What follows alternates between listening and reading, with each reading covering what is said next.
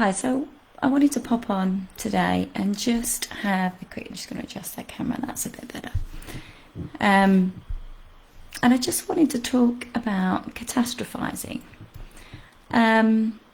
What is catastrophizing and how is it different from, say, just having, a bit of a negative thought, for example? Well, firstly, it's when we kind of combine our imagination, and also events from the past, and we look at the worst possible outcomes. So rather than just sort of thinking, it might go like this, we go straight to worst case. And as I say, we're using memory and we're using imagination, and we're fusing those two together to really come up with a powerful kind of list of things that could go wrong. And whilst catastrophizing in itself is quite actually normal for people to do from time to time. So I don't know if you've ever had the scenario where I had it recently where my daughter was out and you sort of think, she should be back by now, and then you think, it's getting a little bit dark, and then all of a sudden you find that this thought pops into your head and it goes to the real sort of worst case scenario of, oh my goodness, and and as I say, that's quite normal, but it's then what do we do with that? What do we do with that? Now, for people that don't experience catastrophizing very often, they're able to look at that thought and kind of a bit of a matrix, kind of slow motion, see that thought for what it is, step back, look at it, and kind of go, okay, I'm being silly. What are the chances of what I've just thought of being true? There are so many other options. It could be this, her phone may be switched off, she's run out of battery, a friend has given her a lift, she's not realised what the time is, And then we can go through all this myriad of options that take us quite a bit away from that kind of worst case scenario. So as I say, it's something that most of us do from time to time, and we're able to sort of move through it and see it for what it is. But other people can catastrophize frequently and over lots of different things, lots of different areas of their life, and that's when it really does become an issue. And as I say, it's when the mind combines memory and imagination and really just goes to town with those two things. Symptoms that people, so if you're sort of thinking, I don't know, actually I do that sometimes, if you're wondering, okay, well, do I do this quite a lot? Symptoms that you might experience would be things like, really overthinking, analysing and overthinking something. And with that, feeling an element of stress. And then also having, anxious feelings, physical feelings within your body, whether that is sort of nervous sort of sensations, flushing, raised heart rate, these kind of physical aspects. Racing thoughts as well, so not just the negative, but a lot of kind of fast, like they're coming from left field, right field, and your mind kind of feels like it's just swarmed and full of all of these kind of racing thoughts. Other symptoms, feeling fear, feeling anger as well, another sensation, another emotion that can come if we're catastrophizing. And then of course taking us to a place where we're feeling actually really quite down and depressed about things, because we're always in this cycle of heightened imagination teamed with memory. Another symptom is pessimism, and always seeing that the glass is half empty.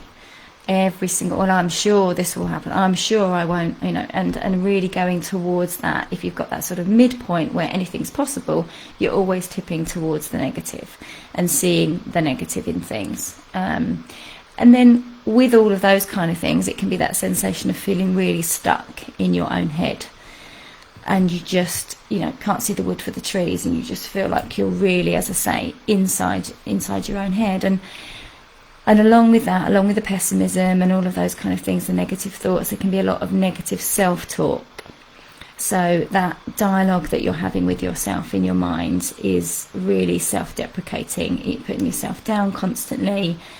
Just not having a kind word to say about yourself to yourself. So there are some of the symptoms.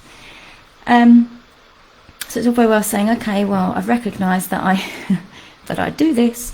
Now what do I do?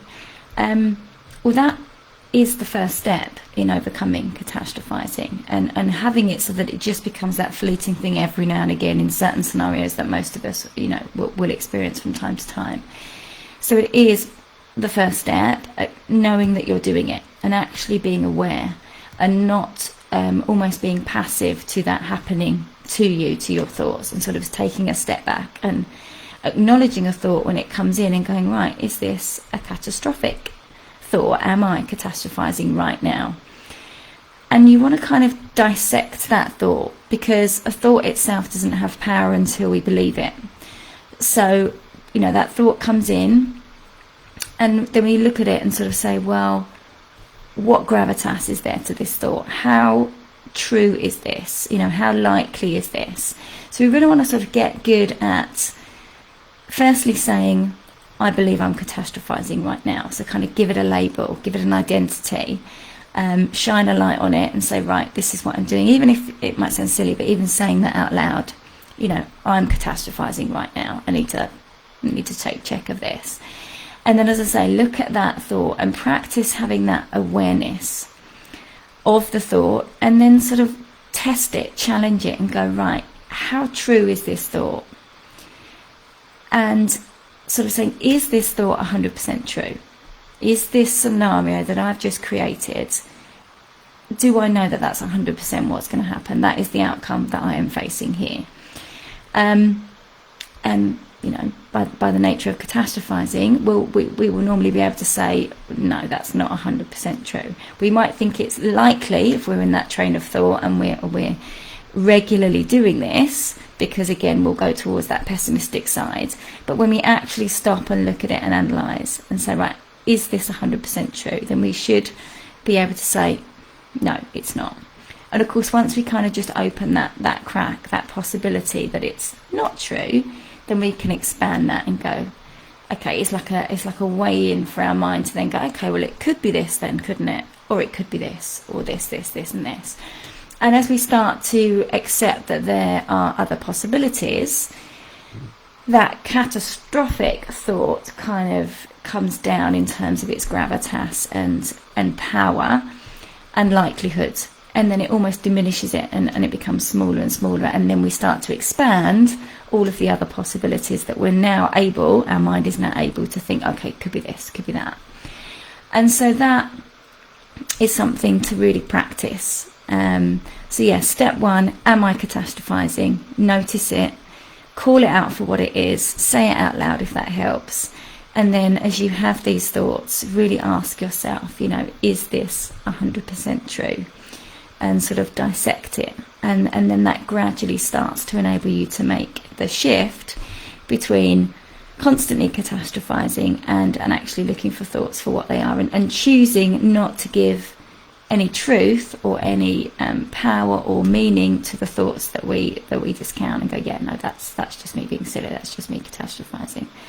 And obviously putting the spotlight onto things that are far more likely. So hope that's been a little bit helpful. Got any questions about that, just reach out and or pop a comment below, and yeah, I'll be back soon to talk about a different topic.